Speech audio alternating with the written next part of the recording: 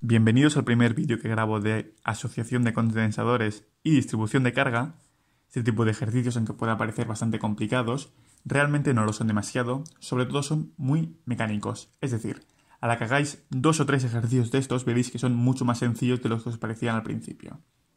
Bien, este tipo de ejercicios los identificaréis porque os presentarán una serie de condensadores, en este caso hay 4, 1, 2, 3, 4, que están asociados entre ellos de diferente manera. En este caso podemos ver que el 1 y el 4 están en serie y también están en serie con una asociación del 2 y el 3 entre ellas en paralelo. Bien, normalmente os dirán, si a esta asociación de condensadores que tienen estas capacidades, normalmente os las darán como datos, le damos una fuente de tensión de, por ejemplo, 100 voltios, ¿qué carga adquirirá cada uno de ellos? Sin embargo, también hay diferentes variables de este ejercicio. De hecho, hoy vamos a tratar una de las variables. En este caso, si os fijáis, no nos dan la capacidad de 3, de hecho es nuestra incógnita, y nos dan la carga que adquiere uno de los condensadores. En este caso, el condensador 4, que adquiere una carga de 120 microcolombios. Bien, yo lo que recomiendo siempre para empezar es hacer esta tabla de aquí. Esta tabla de aquí, ¿por qué? Siempre vamos a hablar de estas 3 variables, capacidad, carga y diferencia de potencial. Son las que vamos a trabajar todo el rato.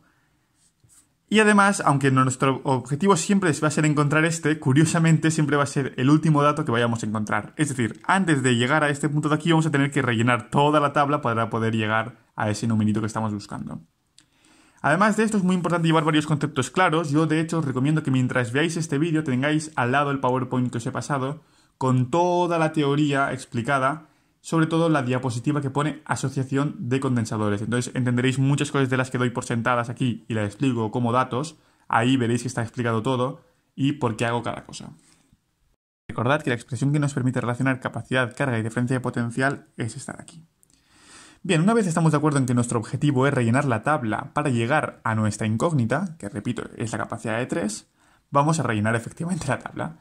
Bien, lo primero que nos tiene que llamar la atención es que, como veis en el dibujo, el condensador 1 y el condensador 4 están en serie. Si os fijáis en la teoría que está en el PowerPoint, los condensadores que están en serie comparten carga, y la carga del condensador 4 nos la dan como dato.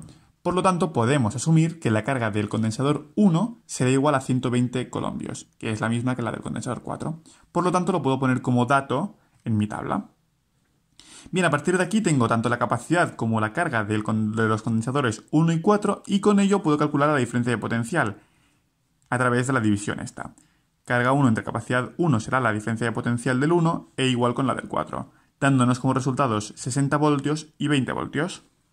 Una vez que tenemos calculadas las diferencias de potencial del condensador 1 y 4, vamos a calcular la diferencia de potencial del condensador 2 y 3.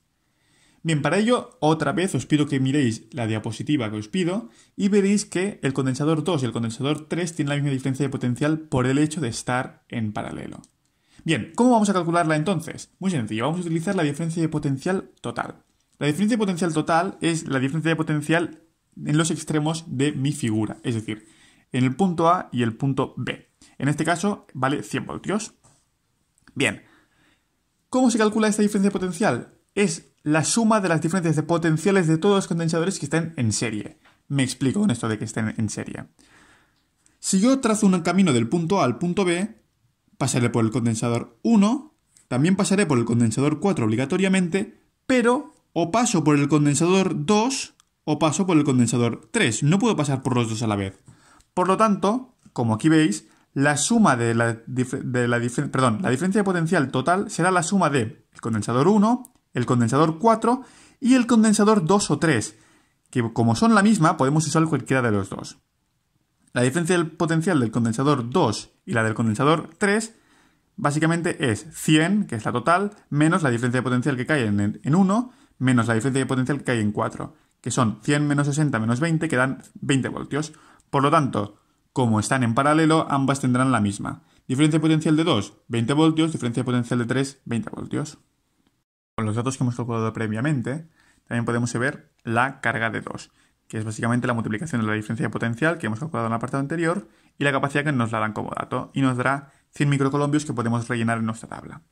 Bien, a partir de aquí entramos en la parte que es un poco más compleja, que es el condensador equivalente, que es este de aquí, al cual yo he llamado condensador 23, que es el condensador equivalente de los condensadores 2 y 3, por eso el número 23 que yo le he puesto. Bien, si os fijáis en las diapositivas, y esto es importante, cuando hacemos el condensador equivalente de dos condensadores que están en paralelo, como es este de ejemplo, para conocer su carga, básicamente tengo que sumar las cargas que tendrían esos dos condensadores. Es decir, para calcular la carga que tendría el condensador 23, hace falta sumar la carga del condensador 2 más la carga del condensador 3. ¿Y por qué hago esto? ¿Por qué empiezo a hacer condensadores equivalentes? Muy sencillo, chicos. Y esto es la clave de todo. Si os fijáis, he igualado el condensador 23 al condensador 1 y al condensador 4. Y me estaréis preguntando, ¿por qué has hecho esto? Vamos al dibujo. Si os fijáis, el condensador 23, que para verlo bien en realidad tendríais que verlo así, o sea, sin estos dos condensadores, está en paralelo con el condensador 1 y el condensador 4. Recuerdo que el condensador 23, en teoría, tendría que ser sin los condensadores 2 y 3. Es decir, de alguna manera, mal puesto así, el nuevo esquema me acabaría dando así. Y ahora podéis ver un poquito más claro que el condensador 23 está en serie con el condensador 1 y con el condensador 4. Y esto implica que su carga tiene que ser igual a la del condensador 1 y la del condensador 4. Por lo tanto, al ser la carga de 23 igual a la suma de carga de 2 más 3, y de además saber que tiene que ser igual a carga 1, podemos definir a la carga 3 como la resta de carga 1 menos carga 2, es decir, 120 menos 100, que da 20 microcolombios. Lo ponemos en nuestra tabla y nos damos cuenta de que efectivamente tenemos la diferencia de potencial y la carga. Nos falta por saber la capacidad, que es nuestra incógnita. Podemos resolverlo aplicando la expresión. Capacidad es igual a carga entre diferencia de potencial, 20 entre 20 igual a 1 microfarad, que lo podemos poner como efectivamente el resultado correcto. Bien, espero que se haya entendido todo muy bien. Sé que lo del condensador equivalente puede ser un poquito lioso. Trabajaremos más ejercicios de este estilo para que lo entendáis todo lo mejor posible. Y sobre todo si tenéis alguna duda la podéis preguntar perfectamente.